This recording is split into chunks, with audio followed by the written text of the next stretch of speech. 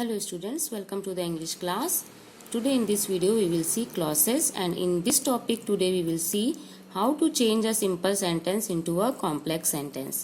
आप लोगों को एग्जाम्स में क्वेश्चंस आते हैं कि उसमें एक सिंपल सेंटेंस दिया हुआ होता है और उसमें लिखा हुआ होता है कि expand the sentence into a simple sentence having noun clause, adjective clause और एडवर्ब क्लॉज।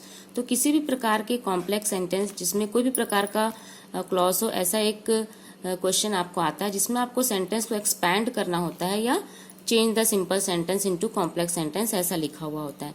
तो आज हम इस वीडियो में देखेंगे कि how to change the simple sentence into a complex sentence having adjective clause. आज हम इस वीडियो में एडजेक्टिव क्लॉज वाला सेंटेंस सिंपल सेंटेंस से कैसे बनाना है ये आप देखेंगे। एडजेक्टिव क्लॉज को ही रिलेटिव क्लॉज भी कहा जाता है, एडजेक्टिव क्लॉज को ही रिलेटिव क्लॉज कहा जाता है। तो ये दोनों का मीनिंग एक ही है। अगर क्वेश्चन आए चेंज इनटू रिलेटिव क्लॉज तो भी सेम प्रोसीजर आपको करना है। आपको ये भी मालूम है कि एडजेक्टिव क्लॉज क्या होता है, ऐसा क्लॉज, ऐसा ग्रुप ऑफ वर्ड्स जो सेंटेंस में आए हुए किसी नाउन की विशेषता को बतलाता है। और रिलेटिव क्लॉज उसको इसलिए कहते हैं क्योंकि उसमें रिलेटिव जो प्रोनाउन है वो एज अ कंजंक्शन के तौर पर लगाया जाता है। तो हम देखते हैं, ये एक सिंपल सेंटेंस है, I saw a wounded tiger. अब सिंपल सेंटेंस किसे कहते हैं, जिसमें एक फाइनाइट वर्ब होता है वो सिंपल सेंटेंस होता है। और कॉम्प्लेक्स सेंटेंस कौन सा होता है, जिसमें एक से अधिक फाइनाइट वर्ब हो वो कॉम्प्लेक्स सेंटेंस होता है। आपको तो अब यही काम करना है कि आपको एक से अधिक फाइनाइट वर्ब वाला सेंटेंस बनाना है। और दूसरी बात यह कि हम अभी कौन सा सेंटेंस बना रहे हैं, एडजेक्टिव क्लॉज। तो एडजेक्टिव क्लॉज, एडजेक्टिव क्या काम करता है, नाउन की विशेषता बतलाता है, आपको मालूम है। तो आप उस सेंटेंस में नाउन ढूंढिए और उसकी विशेषता ढूंढिए। ये पहला जो सेंटेंस है इसमें हम देखेंगे, I saw a wounded bird, मैंने एक घायल पक्षी देखा। तो यहाँ पर नाउन जो है या प्रोनाउन ये आई है, लेकिन इसकी कोई विशेषता नहीं है। तो आपने ढूंढा नाउन, यहाँ पर बर्ड है, यहाँ पर नाउन। और इस बर्ड की कौन सा पक्षी देखा भाई, कैसा पक्षी देखा, तो वुंडेड। तो ये हो गया आपका ये एडजेक्टिव। आपने दो काम करना है, नाउन ढूंढना है और एडजेक्टिव ढूंढना है जिसकी वहां पर विशेषता है, बताई जा रही है उस सेंटेंस में। तो आपने पहले देखा नाउन जो है वो बर्ड है और बर्ड कैसा, वुंडेड यानी कि घायल। तो अब आपको इन दोनों को अलग अलग कर देना है, दो पार्ट्स में आपको लिखना है इसको, क्योंकि एक पार्ट में नाउन रहेगा और दूसरे में उसकी विशेषता। तो आप सेंटेंस कैसा लिख सकते हैं, आई सॉ अ बर्ड, आपने लिखा आई सॉ अ बर्ड। अब आपको लगाना है कंजंक्शन। अब सिंगुलर है, एक ही है बर्ड, तो आप दैट या विच कुछ भी यहाँ पर लगा सकते हैं। एनिमल्स के लिए, बर्ड्स के लिए दैट वर्ड यूज़ कर दिया जाता है या विच भी यूज़ कर सकते हैं। तो आप यहाँ पर दैट वर्ड यूज़ किया आपने। अब दैट के बाद आपको सब्जेक्ट या हेल्पिंग वर्ब चाहिए होता है। सब्जेक्ट क्योंकि यही इसी से रिलेटेड है, बर्ड से ही रिलेटेड है, क्योंकि बर्ड ही वुंडेड है। आपको यही लिखना है कि बर्ड वॉज वुंडेड। तो बर्ड को आपने ओमिट कर दिया और एक ही पक्षी है, यहाँ पर आप देखोगे एक लिखा है, तो आपने उसके लिए वर्ब लगाया वॉज, और उसके बाद आपका आ गया ये जो दिया हुआ था एडजेक्टिव, बर्ड वॉज वुंडेड। तो अब आपका ये सेंटेंस बन गया एडजेक्टिव क्लॉज वाला sentence, I saw a bird that was wounded, मैंने एक पक्षी देखा जो कि घायल था। ये वॉज आपने लगाया क्योंकि आपके पास एक ही वर्ड बचता था वुंडेड क्वेश्चन में। डायरेक्टली अगर आप वुंडेड लिखते तो सेंटेंस की मीनिंग जो है वो क्लियर नहीं हो पाती, इसलिए आपको यहाँ पर वर्ब लगाना है। और ये भी ध्यान रखेंगे, जब भी आप कंजंक्शन लगाते हैं तो एक सब्जेक्ट या हेल्पिंग वर्ब चाहिए होता है एक सेंटेंस बनाने के लिए। तो इस प्रकार से सेंटेंस आपका एडजेक्टिव क्लॉज वाला सेंटेंस बना। आपने क्या किया, नाउन और एडजेक्टिव को अलग करना है, नाउन को एक अलग भाग में ले जाना है और क्लॉज में आपको लेकर जाना है आपके एडजेक्टिव को। इसी प्रकार से सेकंड सेंटेंस आपका देखोगे आप, she was wearing a silk sari. अब यहाँ पर आपका जो साड़ी है ये नाउन है और सिल्क जो है वो एडजेक्टिव है ना। यहाँ पर साड़ी नाउन है और ये एडजेक्टिव है।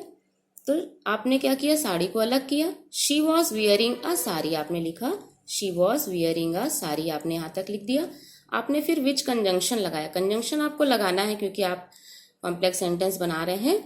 अब विच लगाने के बाद आपको सब्जेक्ट के तौर पर आपका साड़ी ही रिपीट हो रहा है, तो उसके लिए क्योंकि एक ही साड़ी है तो आपने वर्ब लिया वॉज, क्योंकि सेंटेंस आपका पास्ट टेंस में ही जा रहा है, वॉज मेड ऑफ सिल्क। अब ये मेड ऑफ सिल्क कहाँ से आया, आपके पास तो सिल्क ही बचा था।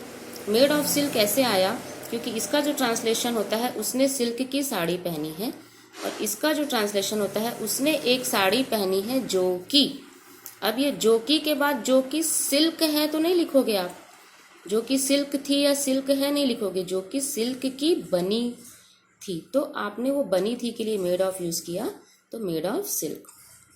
नेक्स्ट ऐसे ही आपको देखना है, आई फाउंड द मिसिंग कीज। अब यहाँ पर कीज नाउन है और मिसिंग उसका एडजेक्टिव है। आई फाउंड द मिसिंग कीज, मैंने गुमी हुई चाबियाँ पाई। तो चाबियाँ नाउन है, चाबियों की विशेषता थी कि वो गुमी हुई थी, तो आपने कीज को अलग किया। I found the keys which were, अब यहाँ वेयर इसलिए आया क्योंकि यहाँ एस है, एक से अधिक है, इसलिए आपने वैसा ही वर्ब यूज़ किया जो सब्जेक्ट के अकॉर्डिंगली मैच करता है। तो एक से अधिक था इसलिए वेयर और मिसिंग आपने लगाया, जो कि गुमी हुई थी। आप ऐसा नहीं लिख सकते हैं कि आई found the keys which missing, ऐसा नहीं लिखेंगे। आपको एक वर्ब चाहिए, कंजंक्शन के बाद एक हेल्पिंग वर्ब चाहिए, क्योंकि सेंटेंस कंप्लीट भी नहीं होता है। आई found the keys which missing, जो कि गुमी नहीं, गुमी हुई थी आप यहाँ पर लगाएंगे, इसलिए where. They did not know the trains arrival time,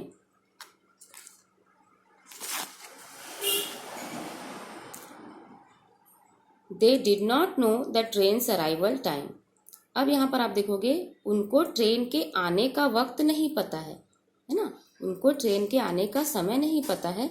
यहाँ पर आप नाउन देखोगे, ट्रेन भी है, ट्रेन भी एक नाउन है और टाइम भी एक नाउन है।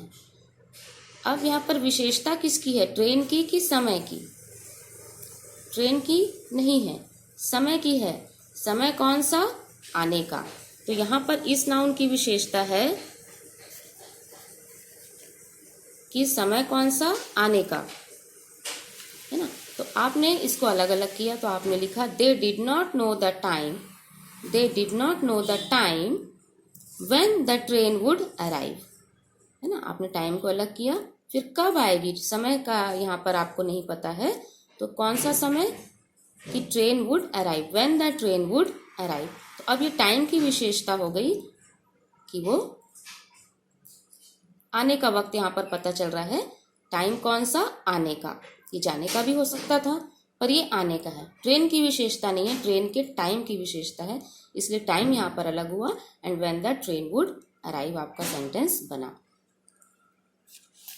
तो इसी प्रकार से हम और एक सेंटेंस देखते हैं। I met a cruel boy, boy यहाँ पर नाउन है, क्रूएल एडजेक्टिव है ना। अब इसकी विशेषता है कि क्रूएल है, क्रूर था। तो आई मेट अ बॉय, आपने इसको अलग किया, I met a boy, boy एक पर्सन है, उसके लिए आपने हु लगाया, फिर हेल्पिंग वर्ब लगाया और आपने ये वर्ड यूज़ किया एडजेक्टिव का, क्रूएल। तो एक ही था इसलिए वॉस लगाया। अब आप देखोगे दो वर्ब आ गए यहाँ पर, मेट और वॉस। नेक्स्ट एक एग्जाम्पल और है, I used to live in the house near the woods. House है और उसकी विशेषता है नियर द वुड्स, ये एडजेक्टिव है। नियर द वुड्स की वो जंगलों के पास था, वुड्स मतलब जंगल। तो घर की विशेषता है जंगल के पास था, तो आपने नाउन को यहाँ पर लिया। I used to live in the house that was, आपने वर्ब लगाया, एक ही घर है, वॉस नियर द वुड्स। तो ये दो वर्ब भी आ गए आपके।